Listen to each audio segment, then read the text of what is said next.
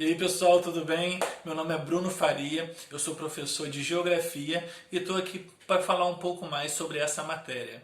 Como eu estou muito feliz de fazer esse meu primeiro vídeo, achei que o melhor tema seria falar sobre a felicidade. Isso não te impressiona porque você já leu aqui o título do vídeo, a geografia e a felicidade. E o que você vai ver aqui nesse vídeo? Primeiro a gente vai conversar um pouco sobre a felicidade individual, que é essa que a gente já está habituado a sentir, a saber que existe algum contexto social, a sociedade pode ajudar no nosso bem-estar ou é uma questão só nossa mesmo? Como que a gente mede a felicidade? A gente mede na fita métrica, no quilo, como é que é? Qual é a unidade de medida que mede uma felicidade? Para não te deixar à deriva nesse oceano, nesse barquinho, eu vou te dizer como um país faz para ser mais feliz. Como que o país pode ser mais feliz? Eu te dou o caminho. Fica atento. E por último, a gente vai confirmar uma coisa que com certeza você já sabe, que a geografia é a matéria mais linda desse mundo. Isso aí não tem como, isso aí eu não vou nem falar, porque isso aí você já sabe. Já. Então, pessoal, a gente está acostumado a ver a felicidade como uma questão muito pessoal, muito íntima. Você é feliz, fulano é feliz, como se fosse uma conquista só nossa. Por exemplo, eu lembro daquele filme A Procura da Felicidade, com Will Smith. Não sei se vocês já viram, um filme bem famoso, mas mostra uma pessoa quebrando todas as barreiras, todas as dificuldades da vida, enfrentando tudo, superando, para conseguir ser feliz, para ter um momento de felicidade. Dei um spoilerzinho aí do filme, mas tudo bem, passa aí e me perdoa. Então, o problema é o seguinte: a pessoa, ela tem que ser a pessoa mais incrível, mais forte do mundo, está disposta a perder tudo para conseguir um dia, talvez, quem sabe, ser feliz. No filme, por exemplo, ele é demitido, ele fica desabrigado com o filho, ele se divorcia, acontece várias doideiras, várias desgraças na vida dele. E mesmo assim ele vai insistindo e batalhando e correndo tudo para poder ser feliz. Mas pensando assim, sinceramente, só o Will Smith pode ser feliz nessa vida. Só ele que vai conseguir, gente, abrir as barreiras no peito, sair correndo contra tudo e contra todos. Então o que eu quero mostrar é que a felicidade não é uma questão só pessoal, é uma questão coletiva. E o que a geografia tem a ver com isso? De fato, quando a gente fala de uma felicidade pessoal, só minha, talvez a geografia te tenha pouco a acrescentar. Mas como a gente percebe que a felicidade ela faz parte da sociedade, uma sociedade pode fazer um ambiente mais feliz, então a geografia começa a se interessar por isso. Por exemplo, a ONU ela faz um relatório todo ano sobre a felicidade do mundo. Ela separa por países e vê qual país é mais feliz, qual país é menos feliz. E daí a gente já pode tirar algumas conclusões, já pode estudar um pouco sobre isso. Presta atenção. Algumas coisas na sociedade podem te dar mais felicidade. Por exemplo, a confiança que você tem nas suas relações, seja familiar, de amigos, nas relações com as pessoas, né? E a extensão dessa relação também, o quanto você é íntimo, o quanto você se relaciona na sua comunidade, com a sua família, com os seus amigos, o quanto que você está integrado com essas pessoas, isso diz muito sobre a sua felicidade. Outra questão é a confiança nas instituições. O que é isso? Por exemplo, se você tem um governo bacana, que você confia, sabe que está ali para o seu bem, você já se sente mais amparado. Se você tem uma saúde que você sabe que funciona, uma escola, uma creche, segurança pública, essas instituições funcionam. A polícia, você se sente seguro com a polícia, você se sente seguro no hospital, você se sente seguro. As instituições funcionam. Isso também mexe com a sua felicidade. Mas aí vem a questão: como que a gente mede a felicidade? Como que é possível medir um sentimento assim? A medição da felicidade é feita com alguns indicadores. São 6 indicadores, eu vou te dizer quais são. O primeiro indicador é o PIB per capita por paridade de compra. O que é isso? Nada mais é que o seu poder de comprar. O quanto você consegue comprar as coisas que você necessita, sobra um pouquinho. Isso mexe com a sua felicidade. A expectativa de vida saudável também é algo que mexe com a sua felicidade. Num país, dentro de um país, as pessoas vivem bem durante bastante tempo, isso é um bom indicador de felicidade. A questão do apoio social, que também é muito importante, eles fazem isso com base na pergunta. Se acontecer alguma coisa na sua vida, você tem com quem contar? Se aconteceu alguma desgraça, você tem em quem se apoiar? E mesmo que não aconteça, você tem em quem se apoiar? E de acordo com essa pergunta, eles vão saber se você tem um apoio social ou não. É o clássico, deu ruim, vai correr para onde? A liberdade de escolha também é muito importante. O quanto você é livre para escolher. Eu lembro de Malala, por exemplo, não sei se você conhece, mas é uma menina que ela virou uma grande ativista depois de lutar para estudar no país dela, onde as meninas tinham muita dificuldade, várias proibições para frequentar a escola. Ou seja, ela não tinha liberdade de frequentar a escola, de estudar. Isso diminui a felicidade de um país, a falta de liberdade que se tem ali. Outro indicador é a generosidade. Eles fazem uma pergunta: você doou para alguma instituição de caridade no último mês? Então, com base nessa pergunta, eles fazem um índice de generosidade, o quanto que as pessoas doam, quanto as pessoas são generosas e conseguem apoiar outras pessoas que estão em situação pior. O último item é a percepção de corrupção. Isso acontece quando...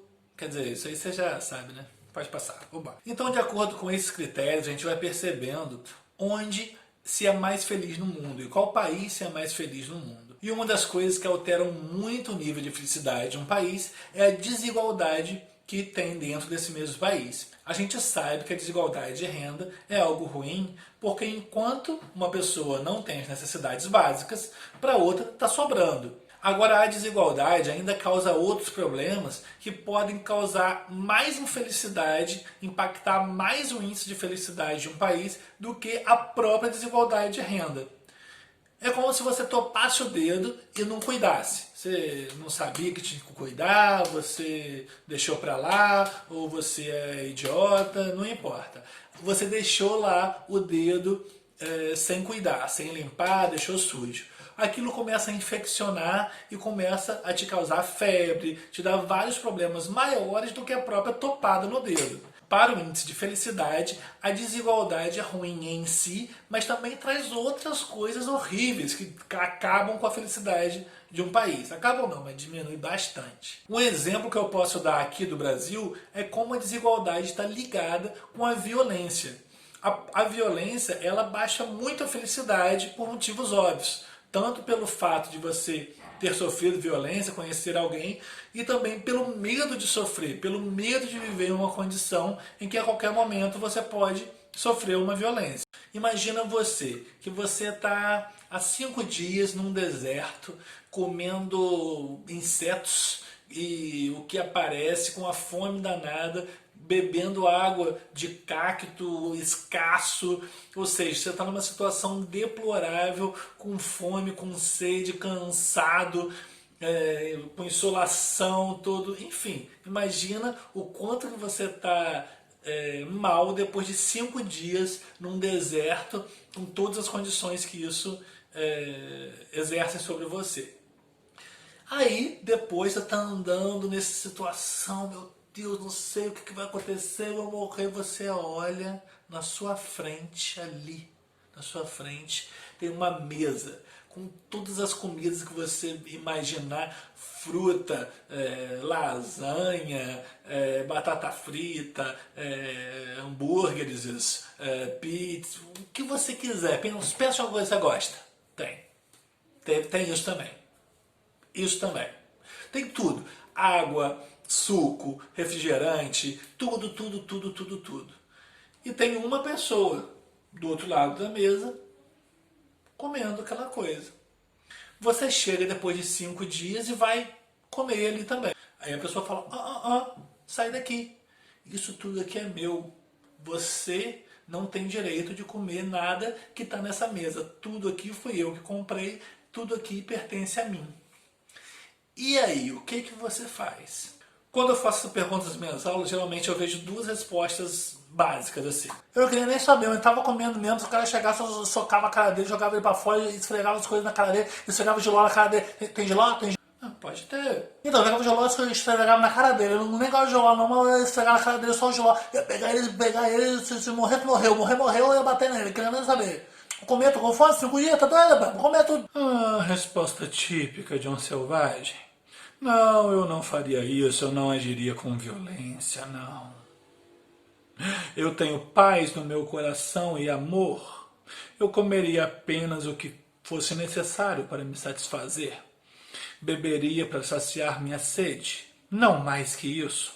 Nunca agrediria alguém, em qualquer circunstância, nunca. Bem, nessa resposta a gente tem, de um lado, um potencial assassino, um cara violento fisicamente, nem saber, tô com fome. E de outro lado, um ladrão, alguém que vai roubar o que não é dele.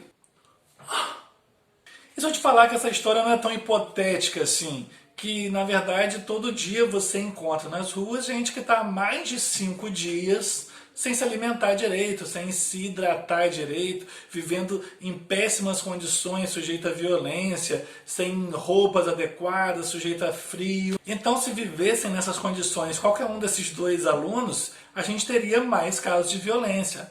Percebe?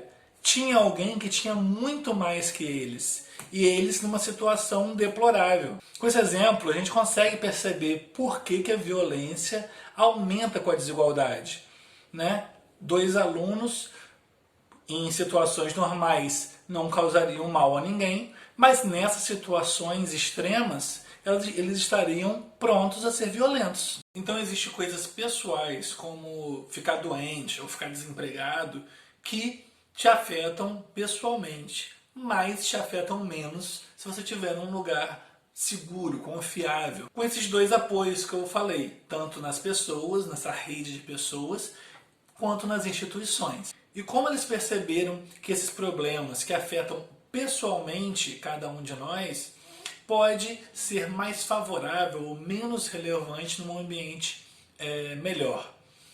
Eles começaram a falar, a fazer a pesquisa com cada um, envolvendo coisas como discriminação, desemprego, doença, percebendo o quanto de felicidade cada um perdia de acordo com cada item desse. Se você está doente, você fica quanto mais infeliz, né? Se você está desempregado, você fica quanto menos feliz. Ou se você sofre discriminação, o quanto que você fica menos feliz. Levando em conta a discriminação, dentro dos padrões dele, perdia meio ponto. Mas, se você tiver num ambiente com pessoas ali te apoiando e com instituições confiáveis, isso pode diminuir em 44%. Vou dar um exemplo. Você sofre racismo no trabalho, seu chefe é racista com você. Só que você tem um ambiente confiável, vamos dizer, as pessoas do seu trabalho te apoiam, veem que aquilo foi errado, apoiam, te ajudam, enfim, te cercam ali como podem. Você vai lá e denuncia o seu chefe. As instituições são seguras, averiguam o caso, punem o chefe, percebem, enfim, ocorre todo uma mobilização em volta daquele problema. Então, isso para você fica menos afetado, você se sente mais seguro, mais amparado, por mais que você tenha sido discriminado. Isso não vai mudar o fato de você ter sido discriminado, mas muda o quanto isso afeta em você. Agora, se você é discriminado, sofre racismo pelo seu chefe, mas o pessoal do seu trabalho fala, mas isso aí também nem foi racismo, né? Isso aí você acha? Pá. Aí você vai lá e denuncia. Aí a pessoa que está lá te colhendo o seu depoimento fala, mas você quer mesmo denunciar, cara? Isso aqui não dá em nada não, você acha? Que isso? Papapá. Ou seja, você não está sendo acolhido nem pelas pessoas e nem pelas instituições. Você não tem nem uma rede de apoio confiável e nem as instituições confiáveis. O efeito dessa discriminação em você vai ser muito maior. Então, a solução para acabar com a infelicidade é enriquecer. Se o país tiver muito dinheiro, ele com certeza vai ter a população feliz, certo? errado, nem sempre. Existe um cara, um economista chamado Richard Easterly. Richard Easterly, tá? Ele escreveu sobre como que a riqueza do país e a felicidade aumentam juntos só até determinado ponto. A partir de um certo nível de riqueza, a felicidade já não acompanha mais. O país pode ficar mais rico, mas a felicidade baixa. Ou seja, o dinheiro não necessariamente traz a felicidade, só até certo ponto. Esse estudo ficou conhecido como paradoxo de Easterly. Paradoxo de Easter. Paradoxo de Easter. Paradoxo de Easter. Paradoxo de Easterly. Easterly.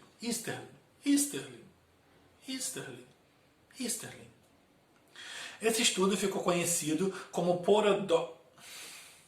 A bolação de Richard era essa: o aumento das riquezas do país não é necessariamente acompanhado pelo aumento da felicidade. Esse é o maior mistério do mundo. Nunca ninguém saberá essa resposta certamente. Então, na verdade, a gente já pesquisou o que será de nós. O que será de nós? Ei, Joe, posso falar? Hã? Desigualdade social. É só relacionar com a desigualdade. É isso, genial! Muito obrigado, Geografia. O universo fez sentido novamente. A gente só tem que pegar os dados aqui da bolação de Richard e conectar com o índice de desigualdade, que é medido pelo índice de Gini. Beleza? Então, quando a gente faz isso, a gente percebe um padrão. Os países que aumentam a felicidade junto com o aumento das riquezas, da riqueza do país, são os países que distribuem melhor a renda. São os países com menos desigualdade social. Os países com desigualdade social não aumentam a felicidade à medida que a riqueza aumenta. Percebe? Então, mais um ponto para aquela ideia de que a felicidade não depende só do indivíduo, não depende só de uma pessoa. A felicidade é coletiva. A gente sente junto. Nós somos uma sociedade que precisamos ser felizes juntos. Dentro desse ranking, o Brasil está no 32º lugar. O que mais puxa o Brasil para baixo, de acordo com o relatório da ONU, é a generosidade. Parece que nós não somos tão generosos assim. E a percepção de corrupção. O que vem acontecendo é a repetição de uma certa panelinha aí no topo desse ranking. Quase sempre os mesmos países que estão ali. Esse ano, por exemplo, o país mais feliz foi a Finlândia, seguido de Dinamarca, Suíça, Islândia e Noruega. Esses são os top 5 países mais felizes do mundo. Além de serem os 5 países mais felizes do mundo, tem outra coisa que une eles, outra coisa em comum. São todos países nórdicos. Eles estão localizados na Europa. Não, na verdade, não só os 5, mas os 10 primeiros do ranking são países nórdicos. E ano passado também eram. Então, por quê? Por que esses países são os mais felizes? Você pode estar se perguntando, pô, mas como que esses países são os mais felizes do mundo?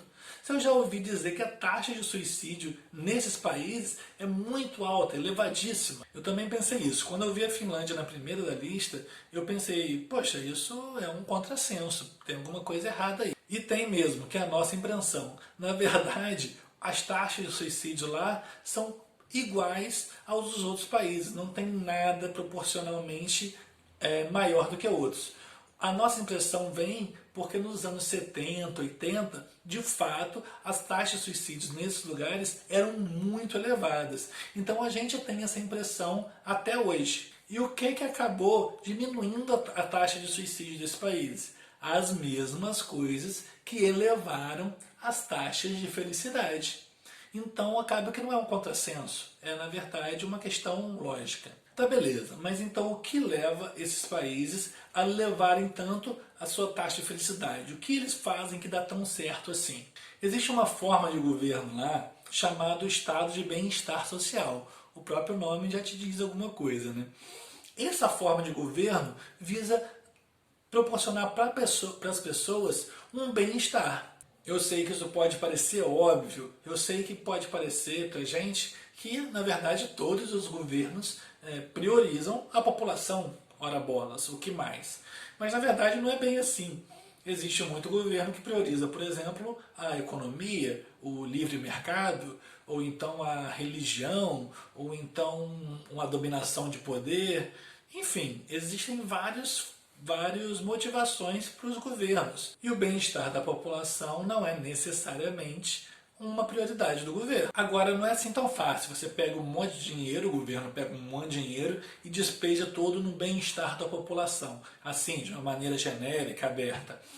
Na verdade, tem alguns pontos que satisfazem a população, aumentam o índice de felicidade. E esses pontos estão muito ligados a momentos vulneráveis. Por exemplo, quando o Estado investe em pensões ou para manter a renda em caso de doença, ou caso a pessoa possua uma deficiência, em caso de desemprego, nessas situações vulneráveis que a pessoa pode passar na vida, a população fica mais feliz. Não só alguém que está desempregado vai ficar mais feliz por estar conseguindo se manter mesmo com essas condições, como alguém, por exemplo, que está em um emprego, ele não precisa ficar com tanto medo de ser demitido. Imagina, se você está com medo de ser demitido, é muito mais provável que você aceite coisas que vai contra a sua felicidade. Por exemplo, carga horária que extrapola o limite, condições de trabalho ruins, relação abusiva dentro do ambiente de trabalho. Tudo isso pelo medo de ficar desempregado e não ter amparo nenhum. Vamos lembrar, por exemplo, lá do Will Smith. Imagina se um cara desse, quando ele estivesse desempregado, existisse uma renda para ele se manter com o filho dele. Ele ficou desabrigado, existisse alguma moradia social, um aluguel social que ele pudesse se manter naquele momento. Tudo isso ia melhorar a satisfação de vida dele, as condições de vida dele, da família, do filho. Ele não precisava passar por todas as desgraças que ele passou para ser feliz, ele poderia ser mais feliz no caminho. A gente tende a romantizar muito essas dificuldades da vida. Parece que para ser feliz você tem que conquistar, é um grande desafio, quando na verdade você pode ter condições sociais que te ajudem nesse caminho. Você não precisa ser um herói para ser feliz. Isso não é romântico, não é bonito. Isso é difícil, é penoso, é sacrificante.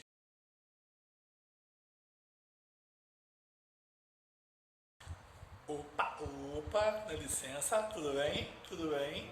Certinho. Robson. Chefe, consegui. Eu descobri a solução para os humanos da Terra.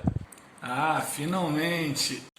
Chefe, eu pesquisei muito, estudei isso, procurei saber e já sei o que a gente precisa fazer. Ó. A gente tem que ir lá e avisar para eles que a felicidade está conectada assim, com a relação entre eles, entendeu? Com os amigos, com a família, com a comunidade. Se dedicar a essa relação que é o importante. Os países, eles precisam focar na distribuição de renda, recursos. Dar suporte para as pessoas viverem mais seguras. Não dá para ninguém ser feliz com medo. Ô, Robson, você viu o relatório sobre a felicidade que a ONU fez? Não cheguei a... Não vi não. Então, eles já sabem disso tudo aí. Eles quem? Os humanos. Tá tudo no relatório. Ah, é? Mas é relatório secreto? É muito caro? Tem que pagar pra... Não. Tá lá na internet, de graça. A ONU divulga e tal, todo ano divulga.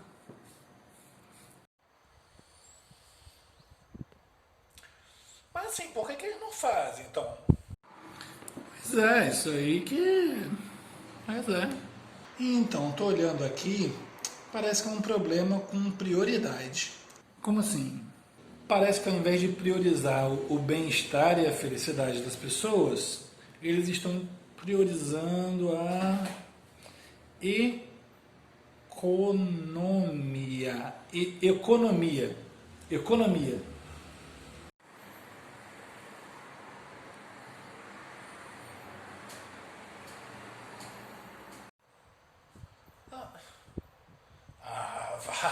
É claro que a economia não é algo irrelevante. A gente precisa movimentar a economia na medida que isso for bom para nós. Se eu te perguntar se exercício físico faz bem para a saúde, você vai dizer que sim, provavelmente.